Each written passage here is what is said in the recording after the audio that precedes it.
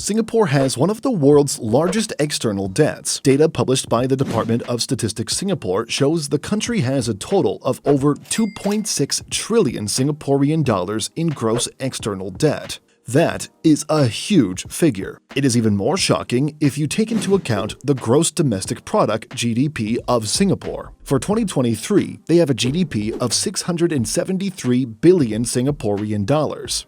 In case you are not aware, a country's GDP is a measure of the size of its economy and the total value of all the goods and services produced over a specific time period, usually 1 year. Does that mean Singapore's external debt is about 4 times its economic size? Could Singapore actually be in trouble? We can even take a look at the external debt of other countries and compare it to Singapore. Just take a look at Malaysia's external debt, which has about 1.21 trillion ringgit, or 363 billion Singaporean dollars. The Philippines has about $159 billion.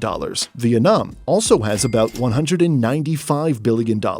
Now, before we jump into conclusions about whether this is a bad or good facet of Singapore's economy, we must first understand the concept of external debt. External debt, sometimes referred to as foreign debt, is the total debt a country owes to foreign creditors. This debt can include money borrowed from foreign governments such as China or Japan. China has been seen all across the world lending billions upon billions of dollars of money. Money can also be borrowed from international financial institutions like the International Monetary Fund or the World Bank. It is also possible to borrow money from private lenders. These can be commercial banks, bondholders, or other financial institutions. But these actually miss out on what Singapore's external debt is actually like. That simply shows just how different Singapore is to the average country. The average country, for instance, Indonesia, the Philippines, and Malaysia, may indeed need to borrow money from overseas to fund several of their initiatives. Singapore, however, does not really need to. It's a very, very rich country, and the biggest reason why their external debt is so big is because of their role as a financial hub. You see, external debt can be money borrowed from overseas, such as China, but it can also be money deposited inside Singaporean banks or financial institutions. This is what makes Singapore's external debt skyrocket. It's because they are one of the world's financial hubs, where billionaires to large corporations tend to store their money in the island nation. According to the dataset of Singapore statistics, the country holds $1.57 trillion in deposit-taking corporations, of which $1.3 trillion is currency and deposits. Now, before we understand what these currencies and deposits are all about, let's discuss the other external debt of Singapore. Sure, it is known that Singapore is a financial hub for banking services, but the other $1 trillion is necessary to know. There is about $396 billion in direct investments, what these statistics call intercompany loans. There are also debts from trade credits and advances to even debt securities, and details that aren't discussed in the publicly available data. Nevertheless, you can already see where the bulk of the external debt lies, in deposits and intercompany loans. Now, let's understand what deposit currencies are. Deposits, as you already know, is when a person puts money in a bank. This is then reflected in their balance sheet as liabilities. That is because the bank owes this money to the depositor. It is, after all, not the bank's money. It's the customer or the depositor's money. In Singapore's case, we can actually see this play out. The country's largest banking companies, such as DBS Group, OCBC Bank, and UOB, all have hundreds of billions of deposits in their balance sheets. Now, the best part of these deposits is the impact on Singapore's economy. You see, banks in Singapore can use the deposits they receive to extend loans to individuals, businesses, and other entities. This process of lending is vital for economic growth as it provides the necessary capital for investment, expansion, and development. The more deposits these banks have, the more they can lend, underpinning the financial stability and growth of the Singaporean economy.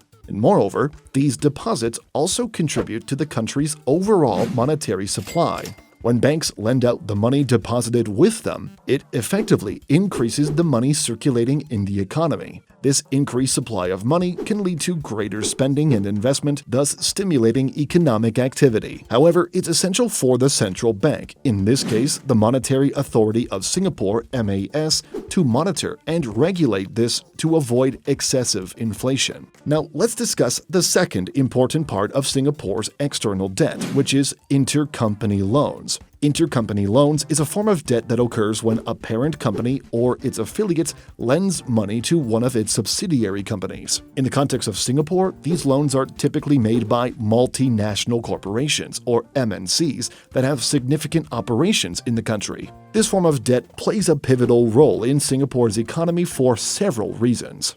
Firstly, intercompany loans provide a crucial source of financing for subsidiaries in Singapore. These loans often come with more favorable terms compared to local borrowing options, such as lower interest rates or more flexible repayment schedules. This can be particularly beneficial for new or expanding businesses that need capital to grow but may not have established enough credit history to secure favorable loan terms from local banks. Secondly, intercompany loans are a tool for multinational corporations to manage their global cash flows efficiently. By extending loans to their subsidiaries, MNCs can allocate capital where it's needed most within their corporate structure. This is especially important for a global financial hub like Singapore, where many MNCs have regional headquarters. The efficient allocation of capital across different subsidiaries can help these corporations maximize their operational efficiency and profitability. Thirdly, intercompany loans have tax implications. Singapore's attractive corporate tax policies, including tax incentives for certain types of business activities, make it a favorable location for MNCs to allocate their profits.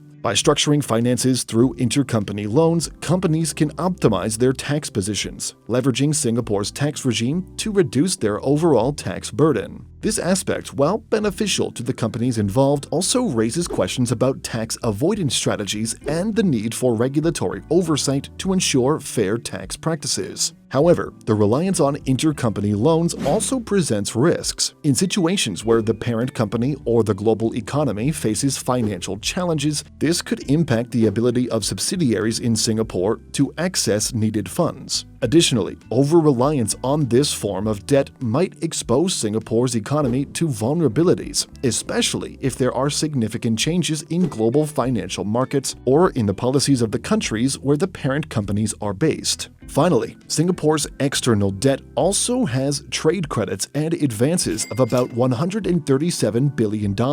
These are primarily related to international business activities where companies in Singapore extend credit to their foreign customers or receive credit from foreign suppliers. Such credits are common in international trade and reflect the vibrant and interconnected nature of Singapore's economy with the global market. Now, what we may try to understand are the risks involved. Surely, there are risks pertaining to the deposits of Singapore's economy, right? Well, one probable risk, although very low, is the risk of capital flight. A significant portion of Singapore's external debt is attributed to the deposits held in its financial institutions. These deposits are often from foreign entities or individuals. In times of global economic uncertainty or regional instability, there's a risk of capital flight where these foreign depositors might withdraw their funds en masse. This could lead to a liquidity crisis in the banking sector if not managed properly. Another risk is due to the exposure to global financial market volatility. You see, Singapore's status as a global financial hub exposes it to the ebbs and flows of international finance. Turbulence in global financial markets can have a direct impact on Singapore's economy. For example, a crisis in the European or American markets could lead to increased risk aversion among investors and a subsequent pullout of funds from Singapore's markets. And finally, Singapore's economy, to some extent, is dependent on foreign capital. A sudden reversal in foreign investment flows could impact the economy significantly. This is especially true in scenarios where global economic conditions deter foreign investment or lead to a reallocation of funds to other regions. Now, before we go, let's just take a quick look at the external debt of other major financial hubs to show you why this is pretty normal. Hong Kong Its competitor in the Asian landscape has a gross external debt of over 1.82 trillion US dollars, or 14.3 trillion Hong Kong dollars, according to data published by the Hong Kong Monetary Authority. It gives you an overview of what a financial hub really is: a deposit-taking country. But anyway, do let us know what you think. Thanks for watching.